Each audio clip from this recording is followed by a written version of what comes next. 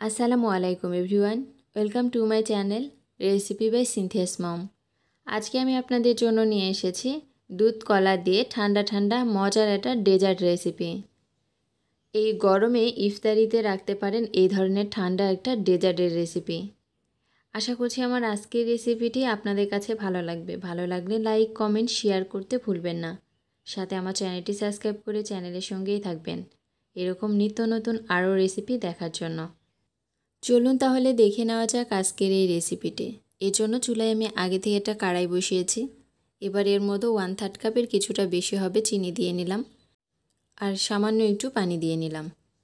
এবার নেড়ে চেড়ে এটা বেশ কিছুক্ষণ রান্না করে নিব। দেখতে পাচ্ছেন অনেকটাই কালার চেঞ্জ হয়ে এসেছে, আর কিছুক্ষণ এটা রান্না করে নিব। যখন দেখবেন এরকম কালার চলে এসেছে, এবার এর মধ্যে দুধ দিয়ে নিতে হবে। আমি এখানে 1/2 লিটার দুধ দিয়ে নিচ্ছি, আর দুধটা আমি আগে থেকেই জাল করে অনেকটা ঘন করে নিয়েছিলাম। চেষ্টা করবেন ফুল ক্রিম দুধ ব্যবহার করতে। এবার এর মধ্যে 1/4 কাপ গুঁড়ো দুধ দিয়ে নিলাম, দিয়ে এবার একটু মিক্সড করে নিচ্ছি।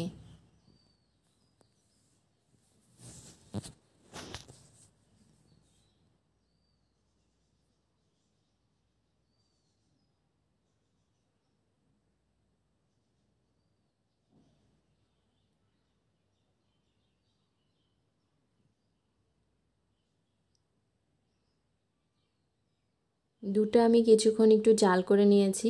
এবার এর মধ্যে 1 চা চামচের কিছুটা বেশি হবে আগার আগার পাউডার সামান্য একটু দুধের মধ্যে গুলিয়ে নিয়েছিলাম, সেটা দিয়ে নিলাম। এবার একটু নেড়ে 2-3 মিনিটের মতো এটা রান্না করে নিব।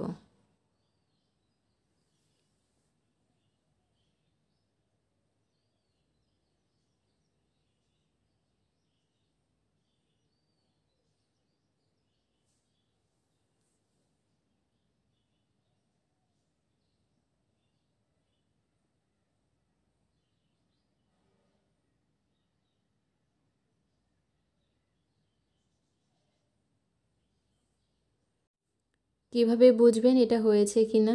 এর জন্য এরকম একটা বাটিতে সামান্য একটু দিয়ে নেবেন, দিয়ে কিছুক্ষণ একটু অপেক্ষা করবেন।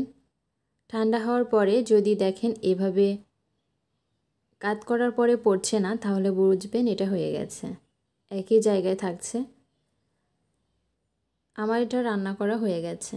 এবার আমি চুলাটা অফ করে দিয়েছি। এখানে একটা বক্স নিয়েছি, বক্সে কিছুটা কলা দিয়ে নিচ্ছি। কলাগুলো আমি পাতলা করে এভাবে কেটে নিয়েছি।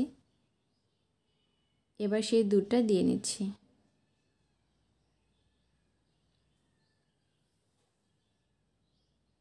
এবার এর উপরেও আরও কিছুটা কলা দিয়ে নিব।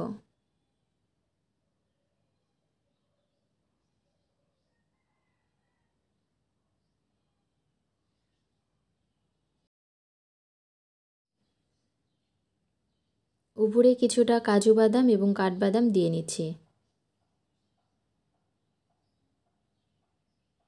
আমার সবগুলো বাদাম দিয়ে নেওয়া হয়ে গেছে। এবার আমি এটা কিছুটা ঠান্ডা হওয়ার পরে ফ্রিজে রেখে দিব আধা ঘন্টার জন্য। ফিরে আসলাম আধা ঘন্টা পরে। এবার একটা ছুরির সাহায্যে চারিদিকে একটু আলগা করে নিচ্ছি, এতে করে উঠাতে সুবিধা হবে। এবার একটা প্লেটের উপর ঢেলে নিচ্ছি।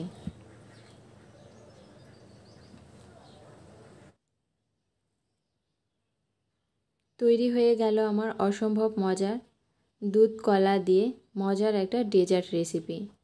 এবার আমি আপনাদেরকে একটু কেটে শেয়ার করছি।